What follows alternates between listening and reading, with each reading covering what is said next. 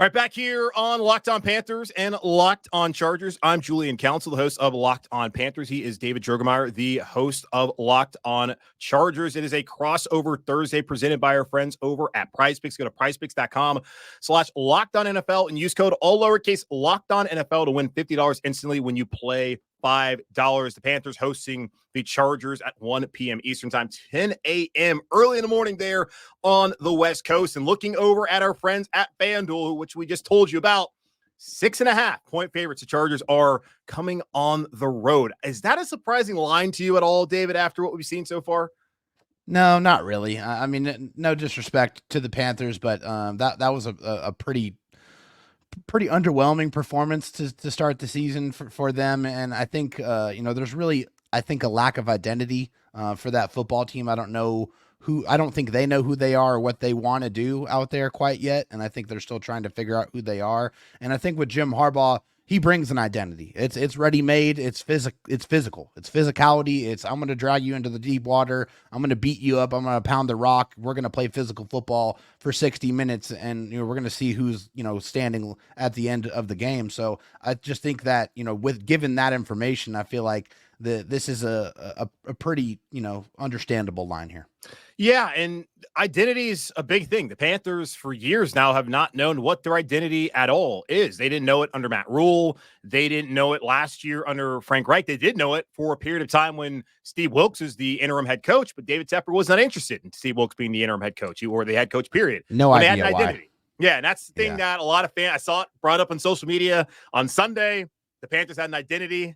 They had an attitude. They brought physicality. And Tepper said, no, I need to have an offensive coach because apparently that's the only way to have success in the NFL, which is patently false. But I digress. Looking at things on Sunday, what are three things the Chargers have to do to beat the Panthers other than, of course, just show up based off how the Panthers played last week? Oh, God. So 3 things that the Chargers need to do. First, find rhythm in the passing game. Second is don't overlook the Panthers. And the third is continue being a fourth quarter team. So finding rhythm in the passing game, Justin Herbert, not a crazy game by his standards, 17 to 26, 144 yards and a touchdown. Took quite a while to get the passing game going, and really, I'd say midway towards the third quarter, that's when they started to kind of click a little bit. Offensive line has to do a better job of handling the stunts and the blitzes. I think the tackles played well, but the interior of the offensive line definitely struggled a little bit throughout that football game. Don't overlook the Panthers.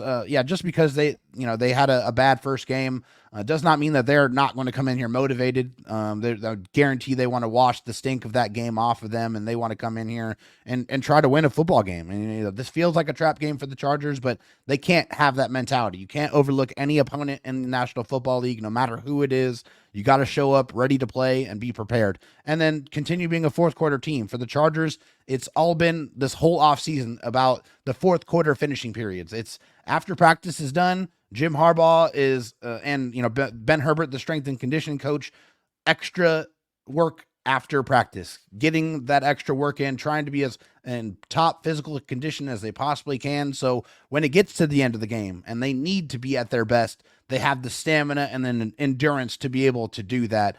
So that's, what the Chargers have to do if they want to win this football game on Sunday. Man, I just hearing about a trap game in the NFL in week 2 like that.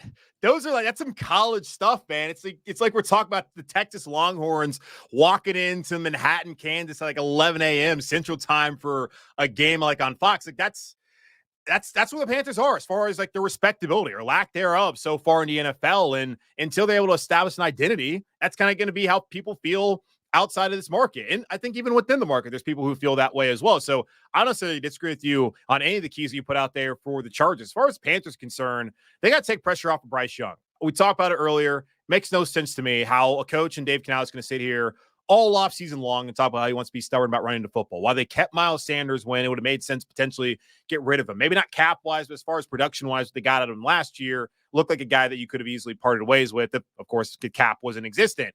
Chuba Hubbard was expected to play a big role. They drafted Jonathan Brooks, who's currently on a non-football injury list, can be out for the next at least 3 weeks. I'm just shocked that they did not come out there and try to run the ball on the Saints and that they asked Bryce to carry them. He throws a pick immediately.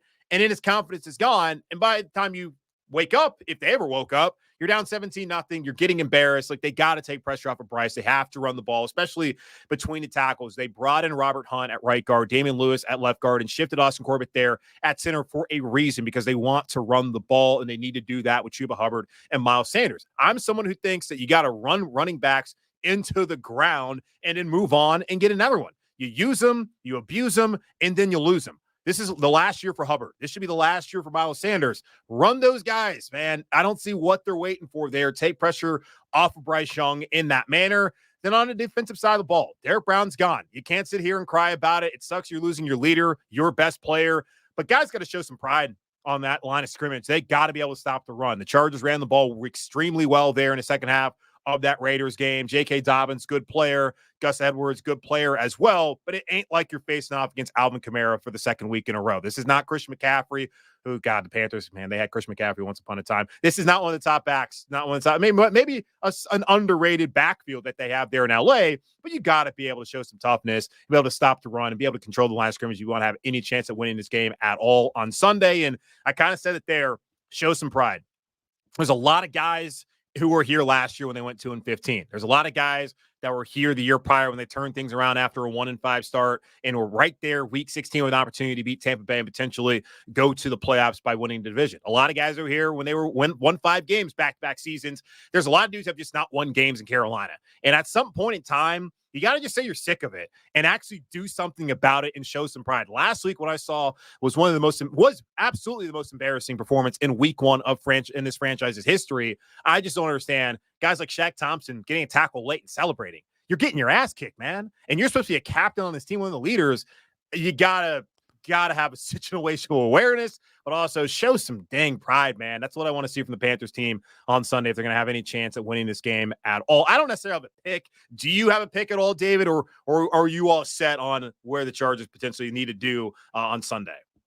Yeah, I mean, as far as the pick, I mean, I don't know. I'm not going to put a score out there, but I do feel like the Chargers are probably going to win this football game. I just feel like what they're bringing to the table here, offensively and defensively especially. I think they're a very scary football team, a lot scarier than a lot of people gave them credit for going into this season, because they have some connectivity from the back end with Derwin James and Alohi Gilman to the front end with Khalil Mack and Joey Bosa, and even in the middle with Denzel Perriman, Deion Henley. They have some players at every level of this defense, and on offensively, they're going to run the rock. They are going to bleed the clock in this football game. They're going to try to stay ahead of the sticks, probably going to pop play action when they can, but I'm not going to put a score out there, but I do feel like the Chargers are going to win this one. Yeah, and I think everything's leaning towards the Chargers just based off of 1 week, but it is just 1 week, week to week league here in the NFL, and it's certainly not a run possibility. The Panthers decide to figure things out, come out and play a much better game on Sunday, which is part of the reason why you said don't overlook this Panthers team after what happened last week. Don't really have a pick on the game, but I do think I'm expecting that it'll be a little bit closer than it was last week, a lot closer than it was last week, and the Panthers lost to the Saints.